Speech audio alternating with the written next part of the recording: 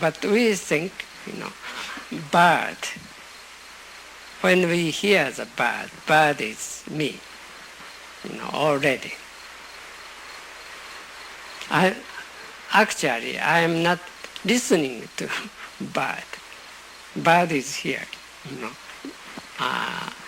in my mind already. And I am singing with bird. Pee, pee, pee.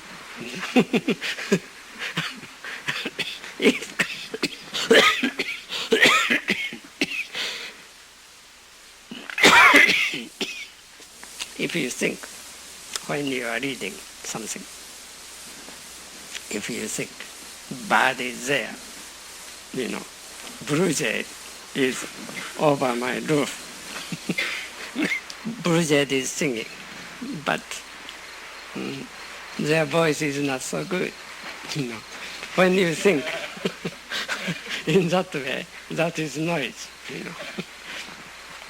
When you are not disturbed by the blue jay,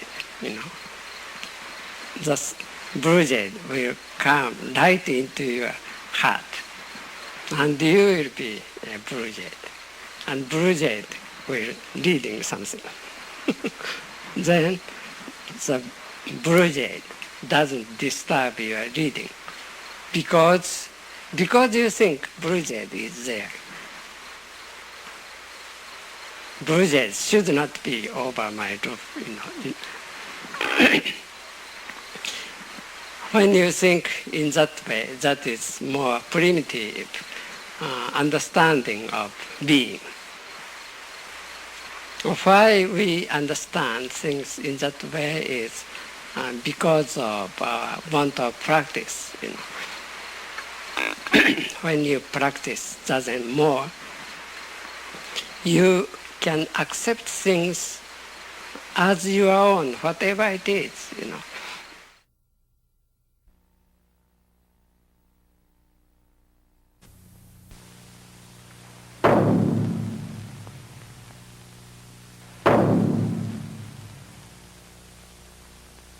The longer you practice Zen, I think the less you know what it's about, and the less you know what you're doing.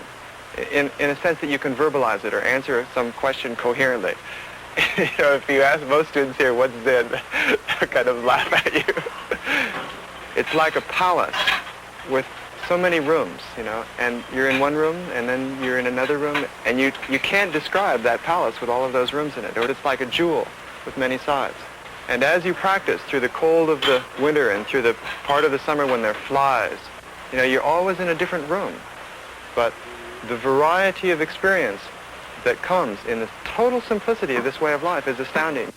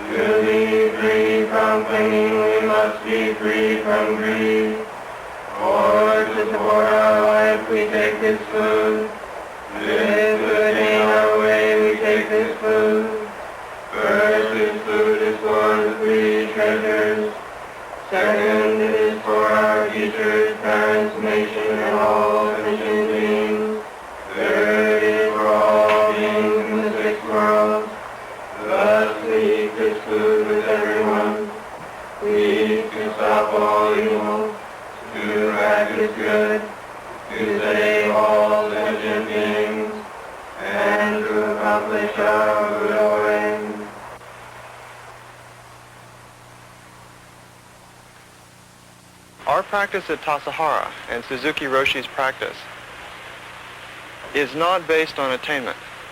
It's based on living totally in each moment, of giving life to your life situation at each moment. And not really even at each moment, because that becomes some kind of plan that you set for yourself. But more simply, in this moment, in living in this moment. And the only time that you ever are is now. And the only place that you ever are is here. And what are you going to do with it? You know? What are you going to do with it? With the person that you meet, with the eating bowls as you open them in the morning, with the bread as you're kneading it. It either is alive or it's not.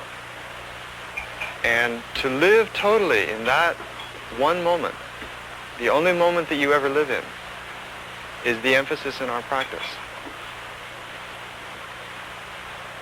And any notion that you have of searching takes you out of that moment.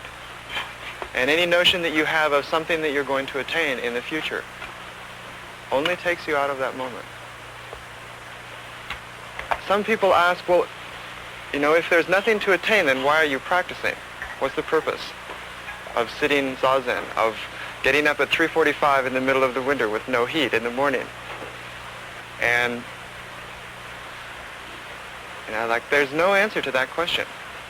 But here we are, you know, and we're doing it.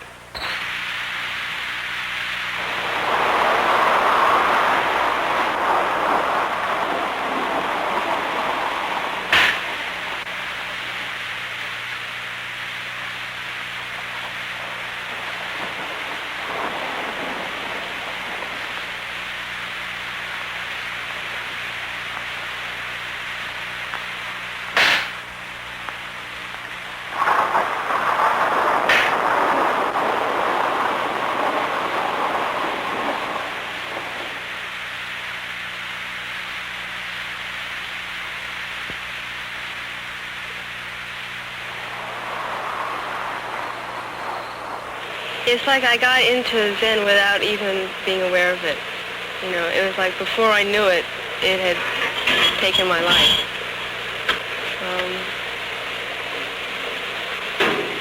A lot of people, when they start sitting, are very hesitant. You know, it takes them a long time to get into it.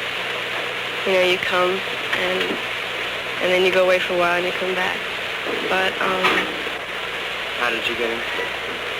well, I read a book, and then I came to San Francisco, and I started sitting, and that was it. You know, I met Roshi, and as soon as I could, I came to Tassajara, and I've been here ever since. If we try to listen to something wonderful,